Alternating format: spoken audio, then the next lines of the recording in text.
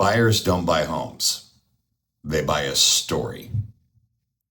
And one of the biggest rules in real estate nowadays that agents and sellers need to understand is that buyers are going to be completely emotionally driven. Now, remember, they've got the press and all the media saying that there are now more sellers than there are buyers, and interest rates are higher than they've ever been. So, what do we do as the listing agent and as the seller to combat this? We need to understand first and foremost that 95% of all decisions made by anybody buying anything is emotionally driven.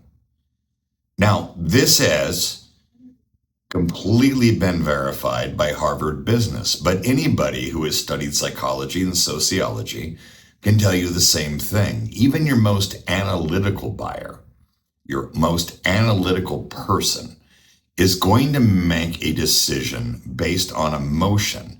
And sometimes that emotion needs to reinforce the fact that they were analytical or systematic about making the decision to move forward.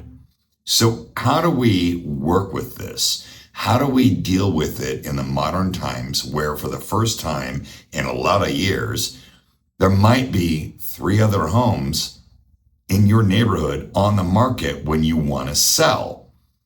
Now, one of the first things to remember is that buyers are buying in to a lifestyle. It's not so much about the specs. It's about the story. It's about the way they feel.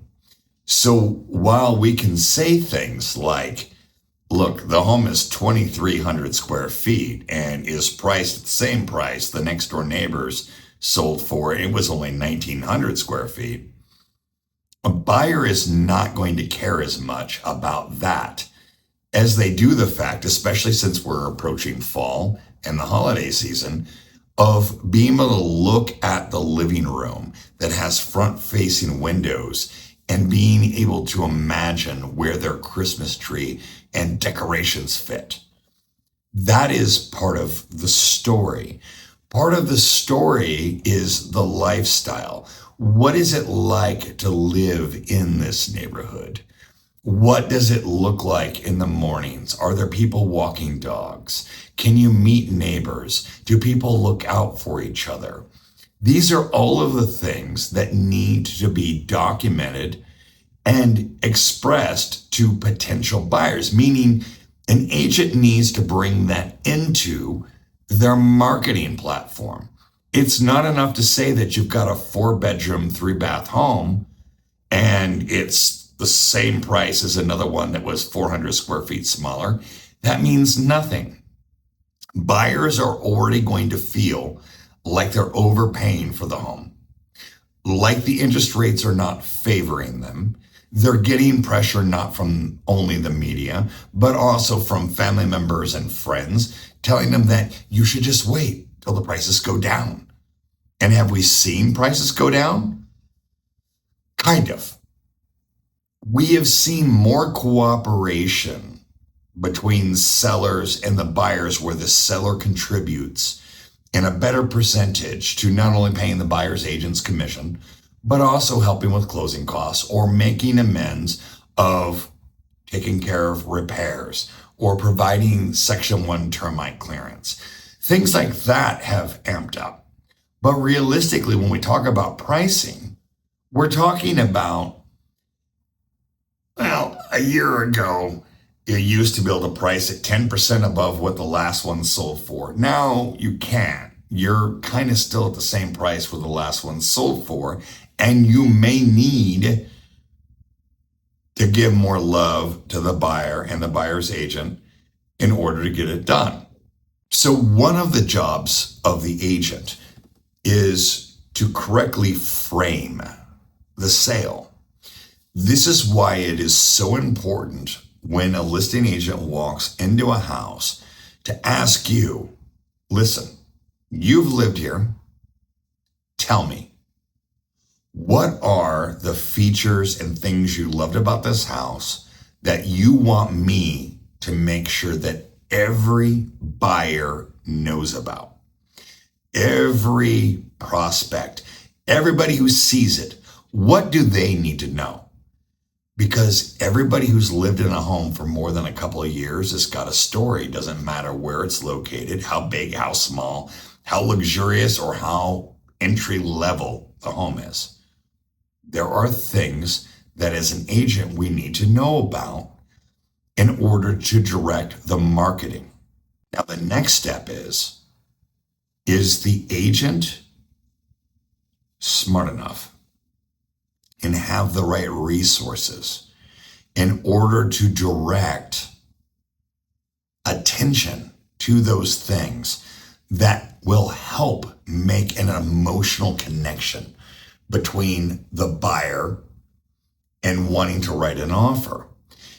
So when you have a photographer go out to a home and they snap 85 photos, and you run them through an artificial intelligence program to make a video that is the ones where it looks like it drops from space and then it zooms in and out of rooms really quick, there's no emotional attachment to that.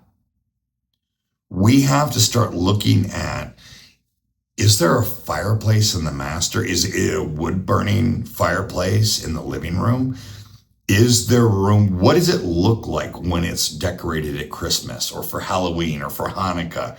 What does it look like when you host Thanksgiving? Is the dining room big enough to fit a table to fit 6 people plus a sideboard table or some sort of cabinet where we can do service and people can get in and out of the room? This needs to be reframed to where it can be sold. The script flips where it says, imagine being able to host both your children home from school or home from out of state, and your mom and your dad, and everybody being able to sit comfortably as they gaze out the front window, enjoying the holiday lights and the holiday festivities that take place in the front window of the living room. Eat comfortably with a big kitchen to where you can have multiple crock pots, the stove, the oven, the microwave going, and there's plenty of room to lay out big tins where everybody can serve themselves. That's a lot different than saying updated kitchen. It's a lot different. We have to start focusing on this day and age of what the buyer's really getting. Because if we reduce it to simply spreadsheet numbers on is it a really good deal and what are the projections for the next 15 years of ownership and increase in value and cost of ownership, you're going to lose every time. We need to sell on emotion. And the last thing I'm going to leave you with, NAR has a report, I'm looking at it right now, that staged homes sell 73% faster than non-staged homes. Here's the part that the report doesn't tell you. Homes are only staged most of the time when they are investor remodels, meaning an investor bought a home that hadn't been updated in God knows how long, or something that was in really bad disrepair. They put in the gray flooring, the gray paint structure, the gray cabinets. You guys have all seen this. Apparently nowadays, everything is gray. And the house is vacant. Well, a vacant house, one, allows it to be shown easier than a home that has, let's say, dogs, kids, and a showing schedule. But second, they're usually semi-gutted to where the paint's brand new, the flooring's brand new, the carpet's brand new, the appliances are brand new. You couple that with the ability of being able to show it anytime you want. Well, of course they sell faster if they're staged, because staging can be great, but just like overly enhanced listing photos, you run the risk of buyers looking at your home online, showing up and going, this looks nothing like what I saw on Zillow. And the agent going, oh, wow, everything looked a lot bigger in the photos. I don't know what to tell you. Sometimes real, but set up right makes sense. However, having been around selling, I don't know, at this point, maybe 500 vacant homes during the REO days, there is no problem selling empty homes, devoid of furniture, if the price is right.